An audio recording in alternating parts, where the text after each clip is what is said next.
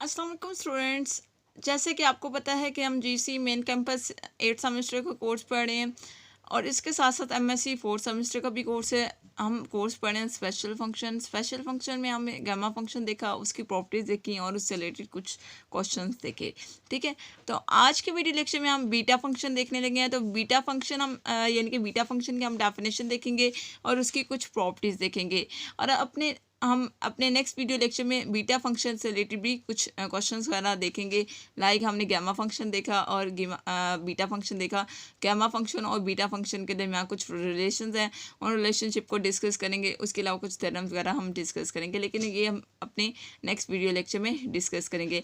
आज के video lecture में हम बीटा फंक्शन को डिस्कस करेंगे। बीटा फंक्शन को हम इसको पढ़ने से पहले हम एक चीज़ आपको मैं क्लियरली बताना चाहती हूँ कि प्लीज़ मेरे चैनल को सब्सक्राइब करें, वीडियो अच्छी लगती है तो लाइक करें और शेयर मस्त करें, क्योंकि हम जीसी मेन कैंपस 8 सेमेस्टर का कोर्स पढ़ रहे हैं। इसके साथ साथ एमएससी 4 सेमेस्टर का भी सेम कोर्स है, स्पेशल फंक्शन।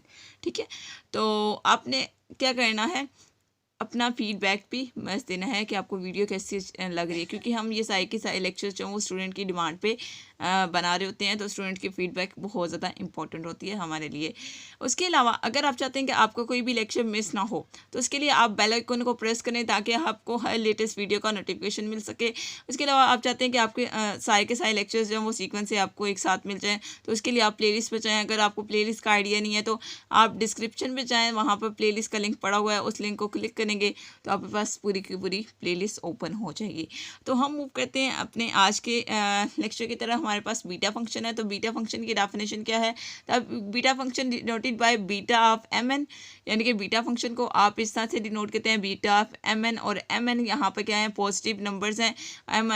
एम और एन दोनों क्या हैं, ग्रेटर देन 0 हैं, यानी कि पॉजिटिव हैं। और इस जो बीटा ऑफ एम एन, इसको किस साथ से डिफाइन किया जाता है, यानी कि बीटा फंक्शन की डेफिनेशन क्या है। Beta of M N equal कितनी होता है, integral 0 to 1 x raise to power m minus 1 into 1 minus x raise to power n minus 1 dx। यहाँ पे पास बीटा फंक्शन है, तो ये बीटा फंक्शन की बेसिकली डेफिनेशन है जिसको हमने बहुत सी जगह पे यूज़ करना होगा। अब हम मूव करते हैं बीटा फंक्शन के प्रॉपर्टीज़ की तरफ। सबसे पहले हम प्रॉपर्टीज़ को रीड आउट करेंगे एंड देन हम उन प्रॉपर्टीज़ को प्रूव भी करेंगे। ठीक है, तो आप देखें स्टूडेंट्स, हम कुछ प्रॉपर्टीज़ देख लेते हैं बीटा फंक्शन की। जो जैसे कि यहाँ पर नेम से ही ज़ाहिर है कि सम प्रॉपर्टीज़ ऑफ बीटा फंक्शन। तो बीटा फंक्शन की प्रॉपर्टीज़ हैं, जब हम इन प्रॉपर्टीज़ को प्रूव करेंगे तो बीटा फंक्शन की जो डेफिनेशन है, यानी कि जो रिलेशन है, उसको हम मस्ट यूज़ करेंगे, क्योंकि ये सारी की सारी प्रॉपर्टीज़ किसके हैं, बीटा फंक्शन की है। फर्स्ट प्रॉपर्टी क्या है, beta of M N equal है किसके है, बीटा ऑफ एन एम के, यानी कि सिमेट्रिक प्रॉपर्टी है। सेकेंड प्रॉपर्टी क्या है, beta of M N equal किसके है, integral 0 to infinity x raise to power n minus 1 over 1 plus x raise to power n plus 1 dx।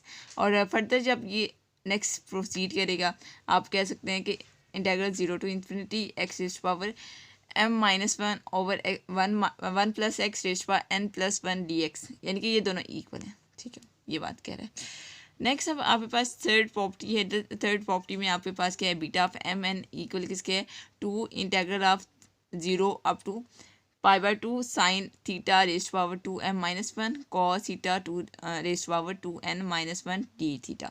तो यहाँ पे पास तीन प्रॉपर्टीज़ हैं बीटा फंक्शन की, तो हम तीनों प्रॉपर्टीज़ को बारी बारी डिस्कस करेंगे, इनके प्रूफ देखेंगे। तो सबसे पहले हम सिमेट्रिक प्रॉपर्टी देखते हैं बीटा फंक्शन की, यानी कि फर्स्ट प्रॉपर्टी को हम प्रूफ करते हैं। तो हम मूव करते हैं फर्स्ट प्रॉपर्टी के प्रूफ की तरफ।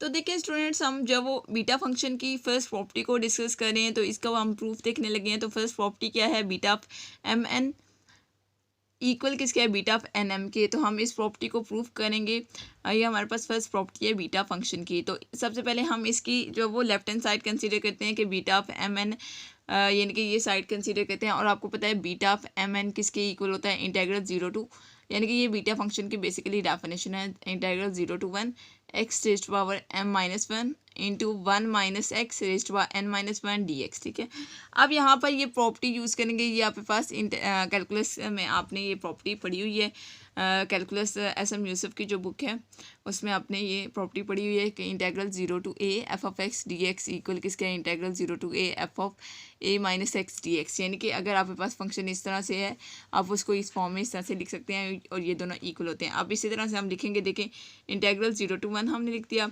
अब जहाँ एफ ऑफ एक्स की जगह एक्स a माइनस एक्स क्योंकि आपके पास इंटेग्रल में क्या है, ऊपर जो लिमिट है वो a है, तो यहाँ पे ऊपर वाली लिमिट क्या है 1 है, तो यहाँ पर आप लिख सकते हैं 1 minus x raise to m minus 1। और यहाँ पर भी आपके पास ये एक पूरा फंक्शन है, इस फंक्शन को यानी कि x समझें, ठीक है, इस पूरे को x समझें। तो इसमें आप जो वो a को माइनस कर रहे हैं इसके साथ, यानी a यहाँ पर क्या है 1 है, तो यानी कि 1 minus x raise to power n minus 1 dx आ गया, यानी कि एज इट ये फॉर्मूला यूज़ किया गया है। अब इसमें क्या है 1 minus x raise to power m minus 1 आ गया, और यहाँ पर ये ब्रैकेट ओपन करेंगे तो 1 plus x raise to power n minus 1 आ गया। यहाँ से +1 और -1 कैंसिल हो जाएंगे। नेक्स्ट स्टेप में क्या आएगा, x की पावर n माइनस 1 आ जाएगी, और यहाँ पर ये वाला एज इट आएगा, dx भी आएगा और इंटीग्रल भी आएगा। तो हम नेक्स्ट स्टेप की तरफ मूव करते हैं। तो देखिए नेक्स्ट हमने क्या करना है, integral 0 to 1 as it 1 minus x raise to power m minus 1 as it, यहाँ पे ये +1 और -1 कैंसिल हो जाएंगे, x की पावर n माइनस 1 और साथ dx आ गया। अब ये जो आपने साइड ली थी ये क्या थी, बीटा ऑफ mn थी, और अब जो साइड बनी है ये क्या है, ये वाली साइड क्या है, बीटा ऑफ nm है। तो यानी कि बीटा ऑफ mn इक्वल किसके है, बीटा ऑफ nm के। ये बात आपने प्रूव करनी थी, यानी कि ये आपके पास क्या सिमेट्रिक प्रॉपर्टी है बीटा फंक्शन की, जो आप प्रूव कर चुकी हैं, ठीक है। आई होप कि आपको फर्स्ट प्रॉपर्टी समझ आ गई होगी। अब हम मूव करते हैं सेकंड प्रॉपर्टी की तरफ। तो देखिए स्टूडेंट्स, हम बीटा फंक्शन की सेकंड प्रॉपर्टी को प्रूव करने लगे हैं। तो सेकंड प्रॉपर्टी के प्रूफ के लिए सबसे पहले हम बीटा फंक्शन की डेफिनेशन लिख देते हैं। बीटा ऑफ mn इक्वल किसके है, integral 0 to 1 x raise to power m minus 1 into 1 minus x raise to power n minus 1 dx। हमने फर्स्ट प्रॉपर्टी ले ली। यहाँ पर हम जो वो लेट करते हैं कि x इक्वल है 1/1 प्लस वाई के, क्योंकि हमने सेकंड प्रॉपर्टी में जो चीज़ प्रूव करनी है उसके लिए हमें जो वो सब्स्टिट्यूशन करनी पड़ेगी। सेकंड प्रॉपर्टी में प्रूव क्या करना है, प्रॉपर्टी आप जो वो देख सकते हैं क्योंकि मैं आपको ऑलरेडी पढ़ा चुकी हूँ।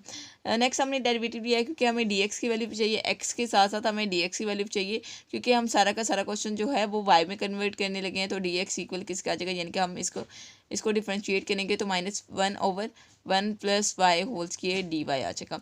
अब हमने इसको डिफ्रेंशिएट कर लिया, और यहाँ पर हमने क्या किया है, देखिए आपने सिंपली जो वो यहाँ से ये जो 1 प्लस एक्स है ये दूसरी साइड पे ले गए, ठीक है, और यहाँ पर जो वो x जो वो दूसरी साइड पे आएगा तो 1/x हो जाएगा, यानी कि 1/x इक्वल किसके है, 1 प्लस वाई के। अब आप जब वो लिमिट पुट करेंगे तो x जब अप्रोच करेगा 0 को तो y अप्रोच कर जाएगा इन्फिनिटी को, और जब x अप्रोच करेगा 1 को तो y अप्रोच कर जाएगा 0 को। आप इजीली लिमिट पुट करके ये चीज़ें फाइंड आउट कर सकते हैं, कोई इसमें मसला नहीं है। देखें x अप्रोच कर रहा है 0 को, x की जगह 0 पुट करते हैं तो y किसको अप्रोच करेगा, इन्फिनिटी को। इजीली इन्फिनिटी आ जाएगी क्योंकि 1/0 क्या होगा, इन्फिनिटी आ जाएगा। जब x अप्रोच करेगा 1 को तो यहाँ पर 1 पुट करेंगे, देखिए 1 प्लस वाई इक्वल किसके 1 के, तो y किसको अप्रोच कर जाएगा, कुछ भी नहीं बचा, यानी कि 0 आ गया, y अप्रोच कर जाएगा 0 को, ठीक है। आई होप कि आपको ये बात समझ आ रही होगी। अब हम जो वो ये सारी के सारी पॉइंट्स जो हैं वो इक्वेशन नंबर 1 में पुट कर लेते हैं। इक्वेशन नंबर 1 आपको नज़र आ रही है, दिस वन, इसमें हमने पुटिंग करनी है, ठीक है। तो आप देखें ये सारी की सारी जो वैल्यूज़ हैं, ये सारी की सारी चीज़ें हम इक्वेशन नंबर 1 पुट करेंगे तो आपके पास क्या आ जाएगा, बीटा mn इक्वल आ जाएगा, क्योंकि हमने लिमिट चेंज हो चुकी है। जब हमने x अप्रोच करा है 0 को तो y अप्रोच करा है इन्फिनिटी को, तो यहाँ पे इन्फिनिटी आ जाएगा। x अप्रोच करे 1 को तो y अप्रोच करे 0 को, तो यहाँ पे ऊपर 0 आ जाएगा। उसके अलावा हमने लेट किया था कि x किसकी इक्वल है 1/1 प्लस वाई के, तो x की जगह 1/1 प्लस वाई पुट कर दिया, और इसकी पावर क्या है m-1 आ गई। और फर्दर जो आपके पास नेक्स्ट टर्म थी 1 माइनस एक्स, ठीक है, 1 minus x raised to power n-1 था, तो यहाँ पे 1 तो 1 ही रहा, x की जगह x की वैल्यू पुट कर दी, और ऊपर आपके पास n-1 आ गया। उसके बाद dx था, तो dx की जगह आपने दिस वन ये पुट कर दिया, यानी कि -1/1 plus Y whole square dy put कर दिया। ये सारी की सारी आपने पुटिंग कर लिया है। अब इसको मज़ीद सिंप्लीफाई करेंगे क्योंकि हमने कुछ प्रूव करना है, तो हम उसको प्रूव करने लगे हैं, यानी कि जो सेकेंड प्रॉपर्टी है बीटा फंक्शन की। तो अब देखिए स्टूडेंट्स, हमने क्या किया है, यहाँ पर बीटा ऑफ mn इक्वल किसके आ गया, इंटीग्रल 0 to इन्फिनिटी। आपके पास इंटीग्रल इन्फिनिटी टू 0 था, हमने इसको चेंज किया तो एक माइनस साइन यहाँ पर आता है। अब आप सोच रहे होंगे माइनस साइन किधर आता है, एक माइनस साइन यहाँ पे पड़ा हुआ था, ये जो आपने dx की जगह वैल्यू पुट की है, और एक माइनस साइन यहाँ पर आपके पास इन्फिनिटी टू 0 था इंटीग्रल, इसको जब चेंज किया है तो माइनस साइन आ गया है और 0 to इन्फिनिटी आ गया। अब ये वाला जो माइनस साइन है और एक यहाँ पर पड़ा हुआ है, ये दोनों माइनस साइन मिलके प्लस हो गए थे, इसलिए यहाँ पर आपको माइनस साइन नज़र नहीं आ रहा, ठीक है। बात समझ आ रही है। अब इसको हम रिमूव कर देते हैं, ताकि आप कंफ्यूज ना हो जाए। मैंने आपको कॉन्सेप्ट दे दिया है। अब नेक्स्ट जो है वो नेक्स्ट टर्म एज इट है, यानी कि 1/1 + y m-1 आ गया। और यहाँ पर आपने जो आपके पास क्या था 1 - 1/1 + y, ठीक है, और इसकी होल पावर क्या है n-1। अब यहाँ पर सिंपली आपने एलसीएम लिया है तो आपके पास क्या आ जाएगा 1 + y - 1/1 + y n-1 आ गया। अब ये +1 और -1 कैंसिल हो जाएंगे और ये टर्म ऐसे रहेगी। कैंसिल होके नेक्स्ट स्टेप देखिए, नेक्स्ट स्टेप में आपने 1/1 + y n-1 as it y/1 + y, यहाँ पर जस्ट y बचा था ना, तो y/1 + y n-1 आ गया और ये वाली टर्म एज इट, ठीक है। नेक्स्ट आपने क्या किया, integral 0 to ∞ 1/this1 term as it, ये वाली टर्म इसमें आपने क्या किया है, यहाँ पर दोनों यानी कि न्यूमिनेटर और डिनोमिनेटर वाली टर्म में पावर्स को सेपरेट कर लिया, बाकी टर्म एज इट। पावर्स को सेपरेट करने के बाद आपने क्या किया है, यहाँ पर तो ऊपर बाकी 1 था, 1 मल्टीप्लाई होगा y n-1 के साथ, तो y n-1 ही वापस आ जाएगा। बाकी सारी नीचे वाली टर्म देखें तो बेसिस सेम है, तो पावर्स ऐड होंगी, तो 1 + y है, ये आपके पास सारी के सारी टर्म्स की बेस है। और पावर्स क्या हैं आपके पास m-1 प्लस कहते हैं n-1 और +2 है, तो ये +2 -1 और -1 ये आपस में कैंसिल हो जाएंगे नेक्स्ट स्टेप में, और आपके पास जस्ट बचेगा क्या m + n बचेगा, ठीक है। बाकी सारी टर्म जो वो कैंसिल हो जाएंगी क्योंकि आपके पास +2 और -2 बनेगा ना, ये आपस में कैंसिल हो जाएगा, जस्ट आपके पास m और n बचेगा, ठीक है, इन दोनों का सम बचेगा पावर में, ठीक हो गया। देखिए नेक्स्ट आपके पास beta of m n equal आ गया इंटीग्रल 0 to ∞ y n-1 आ गया। और आपके पास नीचे पावर्स क्या बची थी, आपके पास पावर्स थी m + n और -2 और +2 था, -2 और +2 तो आपस में कैंसिल हो गए, तो 1 + y m + n आ गया। आप जहाँ पर y है वहाँ पर आप x रिप्लेस कर देंगे जस्ट, तो आपके पास ये सारी की सारी टर्म बन जाएगी। अब आपको पता है कि ये जो बीटा फंक्शन है, ये आपने फर्स्ट प्रॉपर्टी देखी है बीटा फंक्शन की कि ये आपके पास सिमेट्रिक है, तो अगर ये सिमेट्रिक है तो जहाँ पर n है वहाँ पर m आ जाएगा, और जहाँ पर m है वहाँ पर n आ जाएगा। इस तरह से इसको चेंज कर सकते हैं, और यही आपने प्रूव करना था दिस वन, और आप प्रूव कर चुके हैं, ठीक है।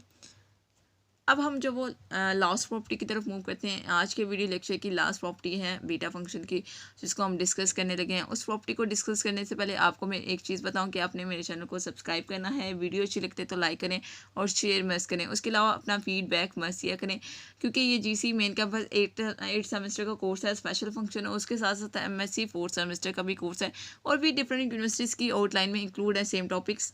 तो आपने सबको शेयर करना है ताकि सबको बेस्ट से बेस्ट कॉन्टेंट मिल सके। नेक्स्ट देखिए हमारे पास लास्ट प्रॉपर्टी है, थर्ड प्रॉपर्टी है बीटा फंक्शन की। तो थर्ड प्रॉपर्टी में हमने इस तरह से प्रूव करना है कि हमारे पास कोई टर्म ऐसी है जो कॉज और साइन की इक्वल है। तो आप ये जो वो थर्ड प्रॉपर्टी नोट डाउन कर लें, लेकिन उसको नोट डाउन करने के साथ साथ आपने जो वो बीटा फंक्शन की प्रॉपर्टी देख रहे हैं, तो बीटा फंक्शन की डेफिनेशन लगेगी। तो सबसे पहले हम बीटा फंक्शन की डेफिनेशन देख लेते हैं कि beta of m n equal किसका, integral 0 to 1 x⁻m-1 × 1 - x⁻n-1 dx। तो ये अपने इक्वेशन नंबर 1 का नेम दे दिया, क्योंकि जैसे कि मैंने आपको बताया कि आपने जो प्रूव करना है वो कॉज और साइन की टर्म्स है। तो आपने लेट कर लिया कि x इक्वल किसके, साइंस के थीटा के, और आपने इसका डेरिवेटिव लिया है, तो dx इक्वल किसके आ गया, 2 sin theta cos theta d theta के। अब आपने लिमिट चेंज करनी है, जब x अप्रोच करेगा 0 को तो थीटा भी अप्रोच कर जाएगा 0 को, क्योंकि x की जगह आप 0 जब पुट करेंगे तो 0 इक्वल आ जाएगा साइंस के थीटा के। तो यहाँ से आप जब वो थीटा फाइंड आउट आराम से कर सकते हैं, इजीली थीटा कैलकुलेट करेंगे। तो थीटा इन्वर्स यानी कि साइन इन्वर्स ऑफ 0, साइन अपना आंसर कहाँ पे 0 देता है, 0 पे, यानी कि थीटा अप्रोच कर जाएगा 0 को।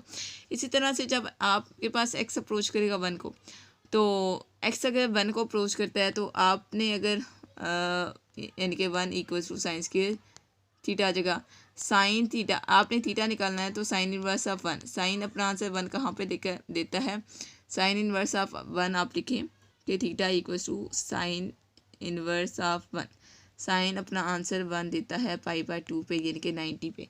तो थीटा अप्रोच कर जाएगा π/2 पे जब x अप्रोच करेगा 1 को।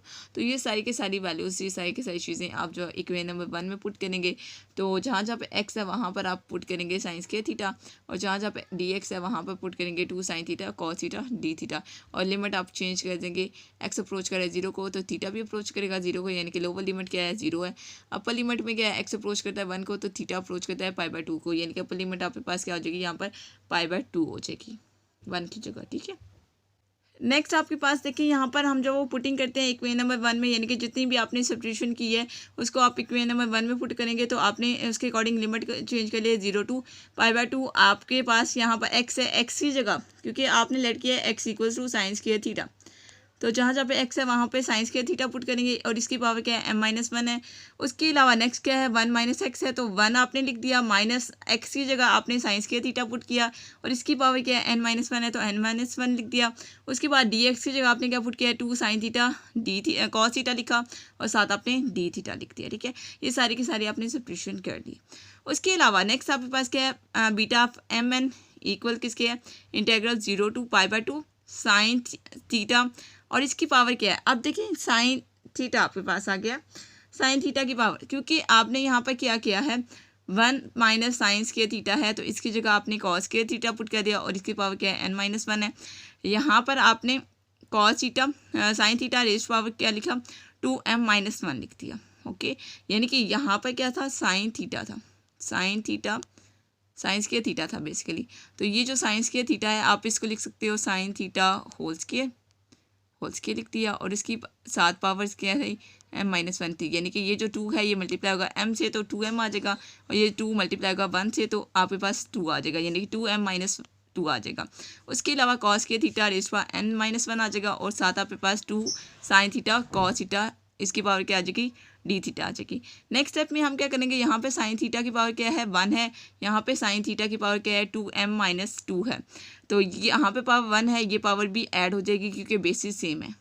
अब देखिए नेक्स्ट हमने क्या किया है, साइन थीटा रेज़ पावर क्या है 2m-2 है, तो यहाँ पे साइन थीटा की पावर क्या है 1 है। ठीक है, तो बेसिस सेम है तो पावर्स ऐड हो जाएंगी। देखिए साइन थीटा की पावर क्या आ गई 2m-2 और +1 कर दिया। ठीक है, अब यहाँ पे क्या है कॉस के थीटा है, तो इसकी पावर्स भी हम इसी तरह से सॉल्व कर सकते हैं। कॉस के थीटा को आप लिख सकते हैं कॉस थीटा रेज़ पावर 2 लिख सकते हैं, यानी कि होल पावर 2, और इसके साथ क्या मल्टीप्लाई हो रहा है n-1 मल्टीप्लाई हो रहा है, तो यहाँ पे क्या आ जाएगा फिर इसकी पावर 2n-2 आ जाएगा। ठीक है, उसके अलावा यहाँ पे क्या है कॉस थीटा की पावर क्या है 1 है, तो इस पावर 1 को भी हम यहाँ पर ऐड कर देंगे, तो यहाँ पे पास क्या आएगा कॉस थीटा की पावर 2n-2 + 1 डी थीटा आ गया। ठीक है, नेक्स्ट देखिए यहाँ पर ये जो 2 है ये कांस्टेंट है, तो इसको इंटीग्रल से बाय लिख देंगे, तो 2 integral 0 to π/2 sine theta raise power क्या आ जाएगा। अब यहाँ पे देखें 2n तो 2n ही रहेगा, -2 + 1 करेंगे तो -1 आ जाएगा, और कॉस थीटा रेज़ पावर क्या है 2n है, -2 + 1 -1 आ जाएगा, और साथ आपके पास डी थीटा आ जाएगा, और ये आपके पास थर्ड प्रॉपर्टी है बीटा फंक्शन की। आई होप स्टूडेंट्स कि आपको बीटा फंक्शन समझ आ गया होगा, इसकी सारी प्रॉपर्टीज समझ आ गई होंगी। हम अपने नेक्स्ट वीडियो लेक्चर में बीटा फंक्शन और गैमा फंक्शन का रिलेशन डिस्कस करेंगे। ओके स्टूडेंट्स, अल्लाह हाफिज़।